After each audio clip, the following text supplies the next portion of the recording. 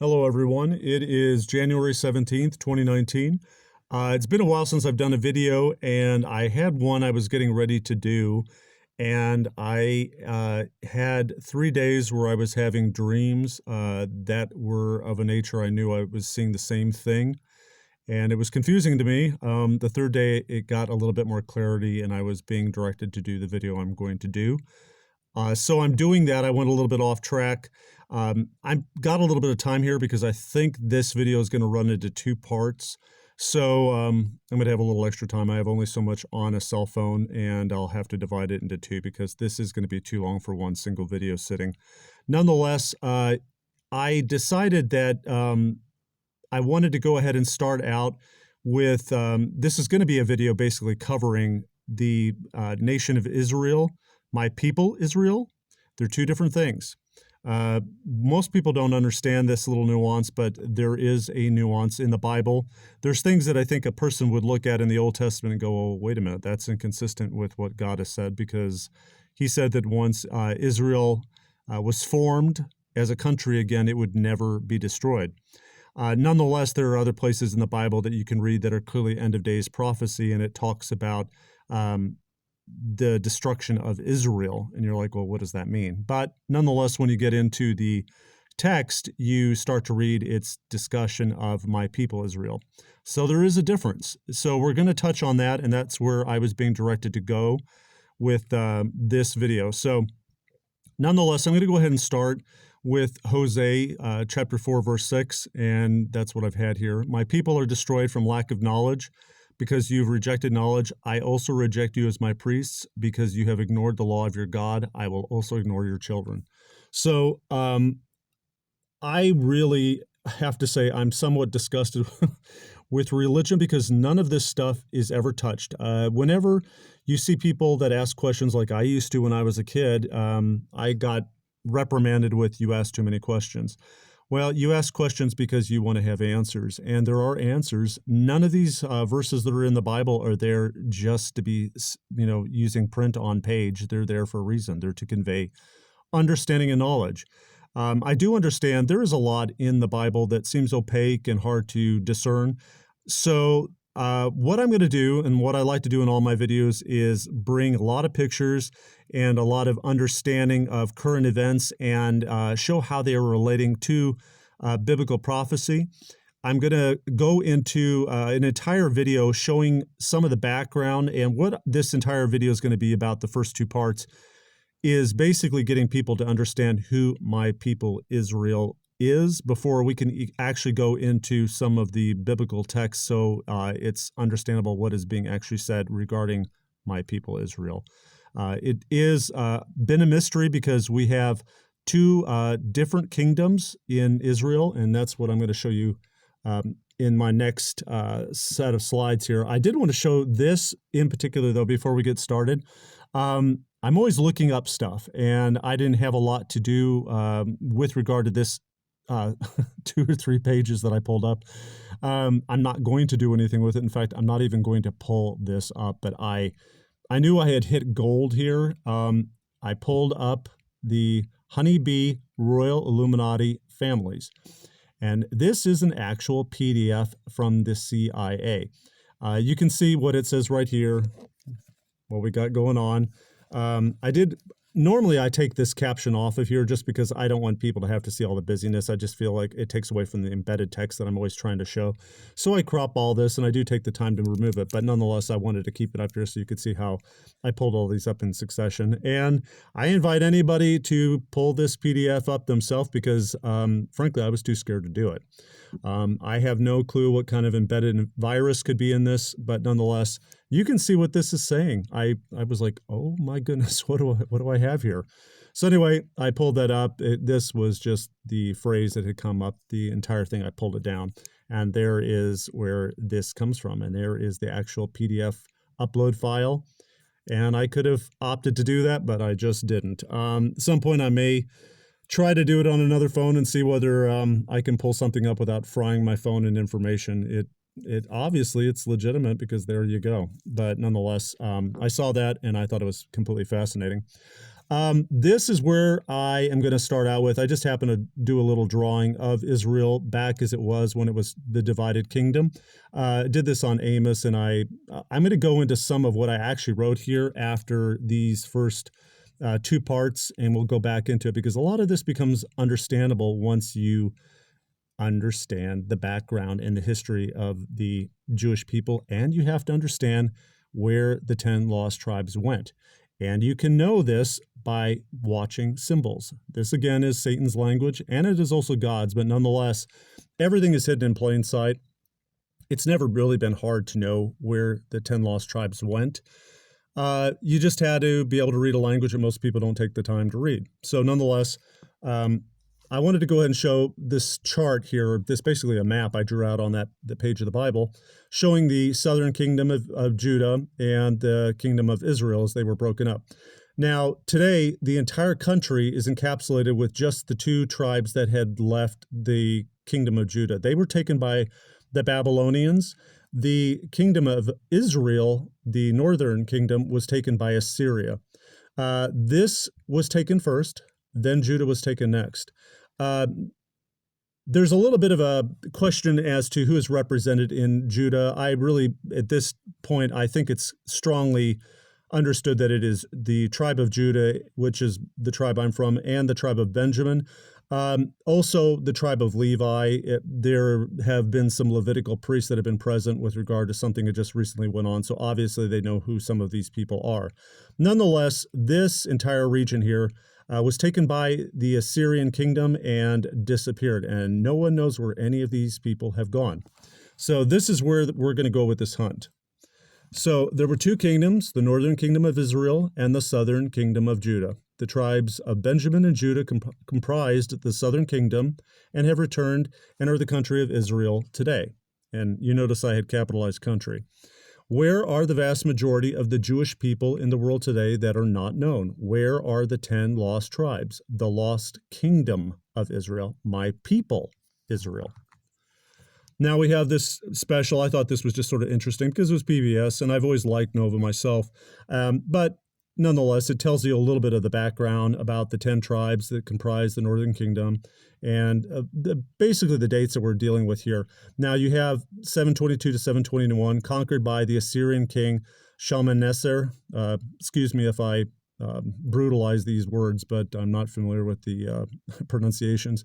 They were exiled to Upper Mesopotamia and Medes, today modern Syria and Iraq. The 10 tribes of Israel have never been seen since.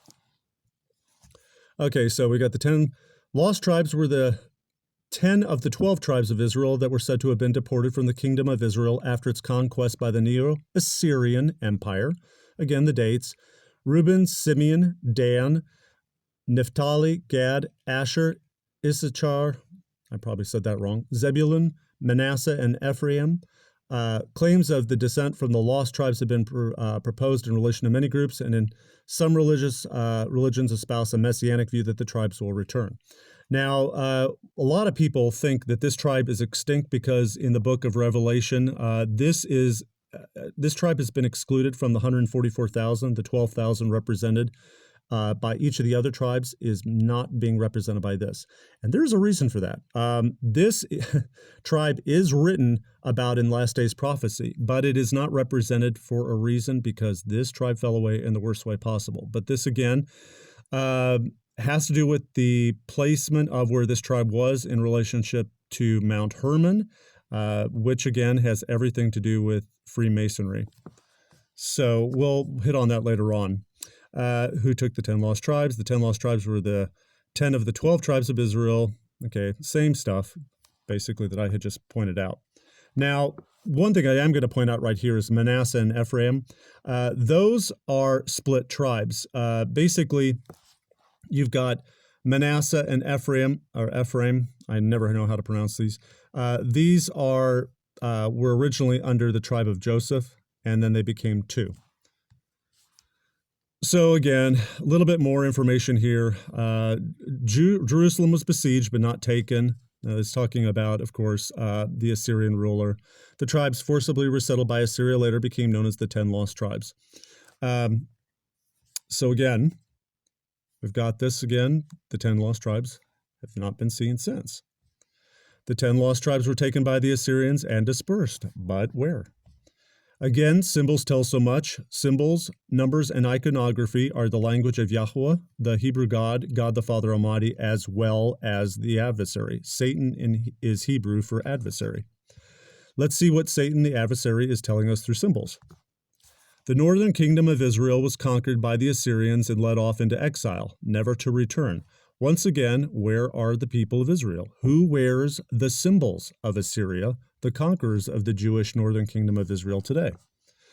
Now, this is where you can get into what I call disinformation. Now, this is online, and this is what is being pushed at people that you're to accept as fact, and it is anything but fact. It's completely a total lie. You can see here it's saying the cross, I'm going to say it's pate, or cross patty or cross pate, known also as a cross formé, is a type of Christian cross. Now, that's a complete lie. But nonetheless, we'll find out here in just a bit. Which has arms narrow at its center and often flared in a curve or straight line shape to be broader at the perimeter. Okay, you can see it's often shown early in medieval art, for example, in metalwork treasury binding. Okay, so there we've got this unique shape. They play it off as a Christian cross, but it's, like I said, nothing of the sort. We've got it again. You've got basically the discussion again of queens now. It's talking about basically this is being incorporated into the crowns, crusades. You can see all this stuff. It's basically going to start showing up in iconography around this period of time. So many crowns worn by monarchs have jeweled cross pates mounted atop the band. So this goes into just a little bit. I'm not going to go into too much. I'm not going to read all of this out loud, but nonetheless, it describes how it's set on the crown of Queen Elizabeth. The British Imperial State Crown has a base of 4 of these. So it's explaining where this is incorporated. Again, and they're pulling this off or saying that this is a Christian cross.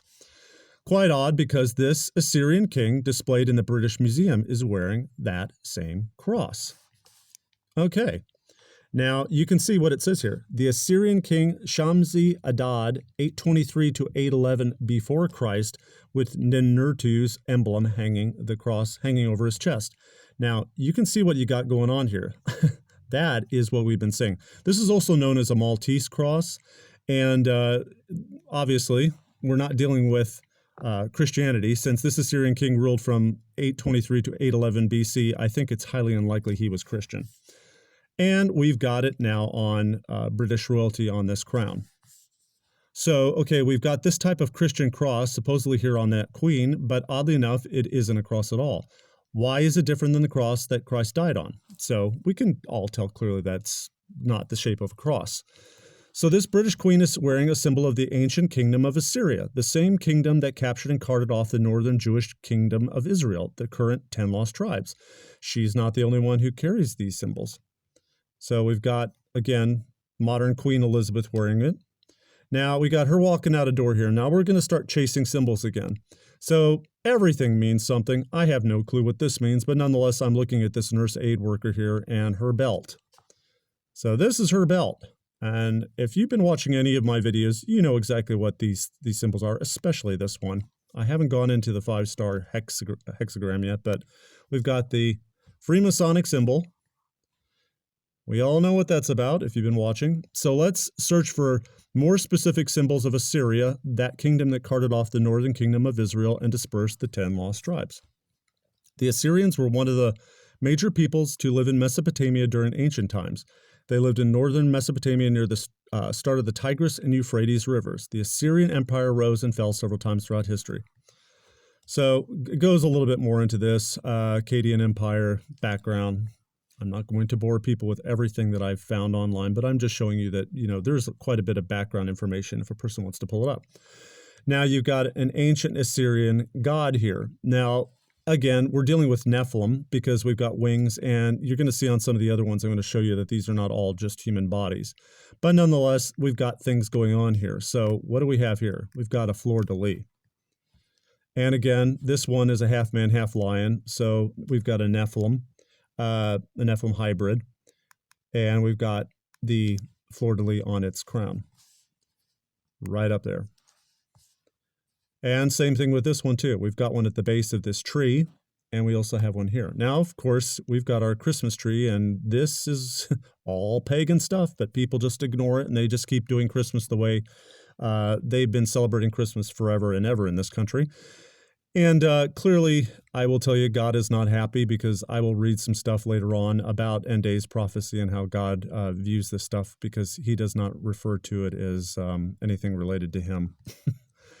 We also have these symbols here. We've got fleur-de-lis here. And of course, anywhere you have anything that's related to this stuff, it's never too far away from these symbols either. Okay, we've got a relief. We can see this is clearly not even got a human head to it. But again, if you've seen any of my prior videos, this looks very much like the eagle that the United States sports, doesn't it? And we've got the Nephilim wings. Relief depicting the eagle-headed Assyrian god Nisroch, the word for eagle in Arabic is Nisr, on the walls of the Northwest Palace of King, and I'm not going to say that name. Nimrud, okay, we're dealing with the timeline again. There we've got the fleur-de-lis pattern. So the fleur-de-lis is a symbol of ancient Assyria as well. So what do we have here? Okay, we've got now we're going to start chasing the symbols. We've got it here. This was the Assyrian king, and we've got an ancient Assyrian god. So we've got a fleur-de-lis, and we've got the Maltese cross or the cross patay. So let's unite these two Assyrian symbols. So there we go. We've got this on what is called a Trinity sphere. I've never really covered that, but this is satanic in origin as well. So we've got the cross patay, we've got the fleur-de-lis, and we have them, interestingly enough, presented on the prince's crown. And it's not just one or two crowns. We've got every one of these. Look at these crowns. This is what they adorn them with. We've got the fleur-de-lis pattern on each one, plus we've got the cross patay or the Maltese cross. You can see all of these patterns. Now, I can tell how they've made minor differences in the pattern. You can see some of these are connected, but that has to do with the fragility of the application. If they're doing it with something very fine, obviously these things could just start, bending, so they attach them at the ends. So you can see, like here, they're attached. Sometimes they are, sometimes they're not. You'll see that on other patterns on clothing as well. So again, more of the same. And we also have this, again, this is considered to be a lion herald of the British monarchy. Now we clearly understand what symbols we're seeing here. So it appears that the royalty and those that share these Assyrian symbols have carted off the people of Israel, the 10 lost tribes, and they have no love for the Jewish race. Now, how interesting it was, I just happened to find this online.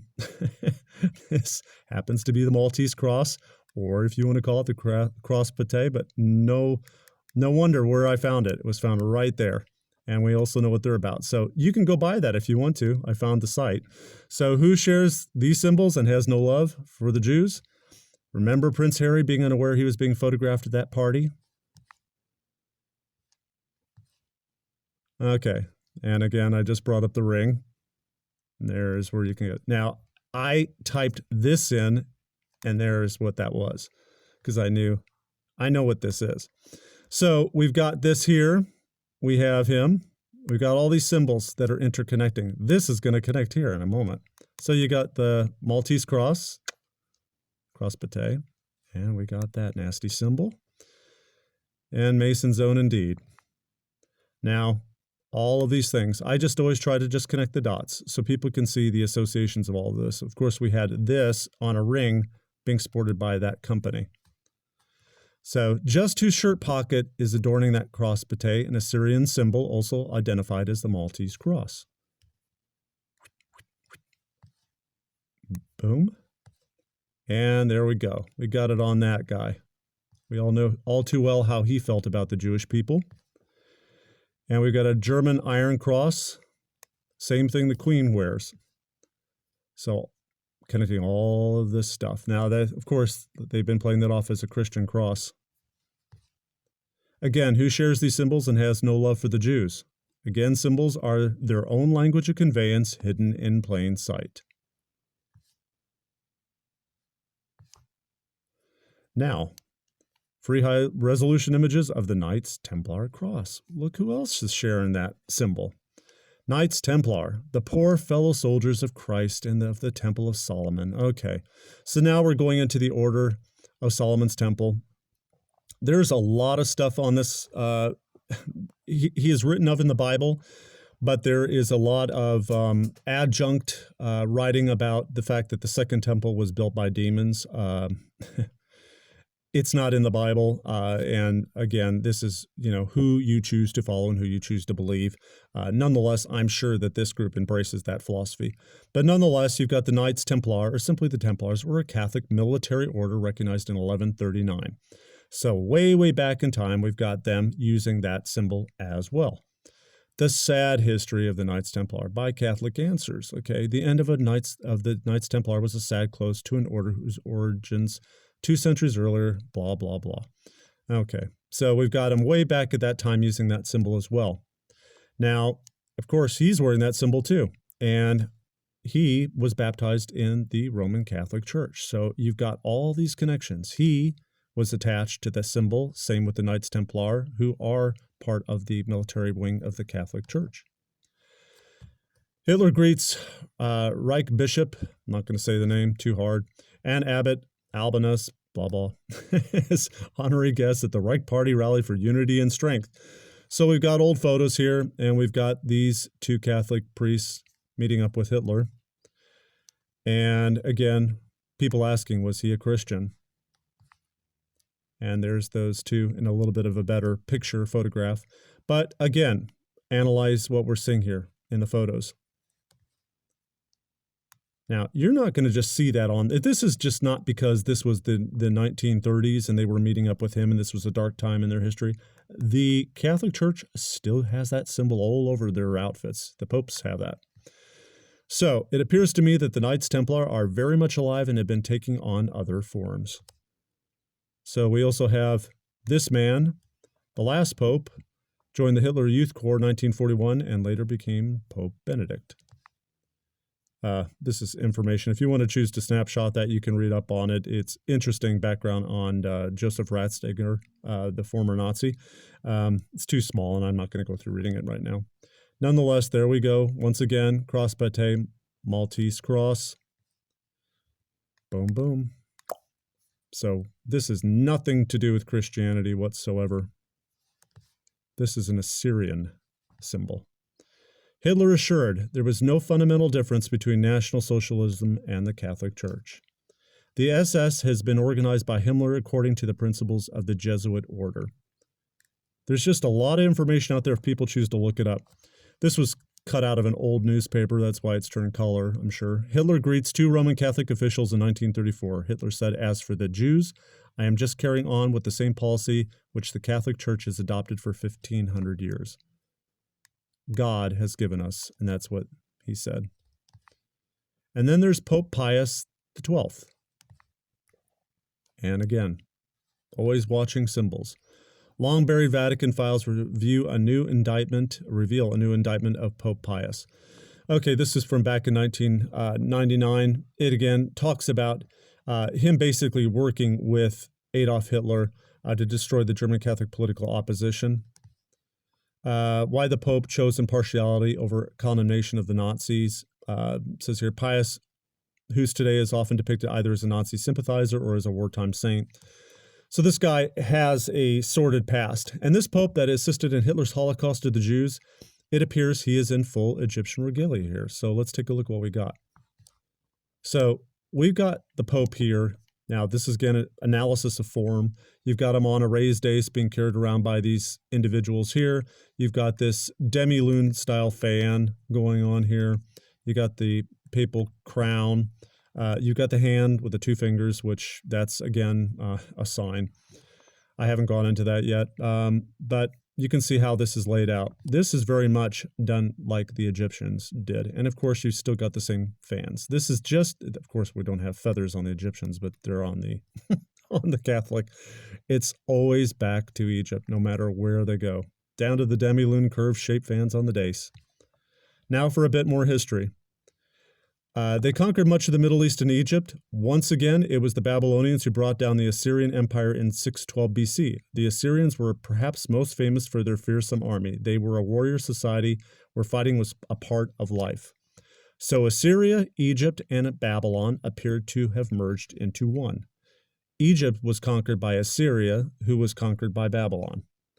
The whore of Babylon is ancient Egypt, and it is, as it is said, all roads lead back to Rome. The obelisk at the Vatican. I've got it right there. What a funny symbol for Christianity to have, which is based off of Judaism, the Jewish faith, and Yahweh, our Hebrew Father in heaven, who rescued us from this. So why do we have this at the very center of the court? Very odd. The 13 obelisks of Rome. Again, I have showed this number again and again and again in all my videos. 1, 2, 3, 4, 5, 6, 7, 8, 9, 10, 11, 12, 13. Let's define what a Satan is, or Satans. The Hebrew word Satan means an adversary, one who resists. It is translated as Satan. Okay, so it's just going into a little bit of information here. Satan, talking about its adversary in Hebrew. So we've got this always being discussed in a way that we are not familiar with. People always think of it as a name, and it's a title. It appears in the past we had 3 Satans. Now we have only one. He has conquered the other kingdoms, and he is the accuser. Okay, at this point, I'm going to go ahead and end this video. I can see I'm going to be going into part 2 in just a little bit. So we'll wrap up here, and we'll begin in just a moment with part 2.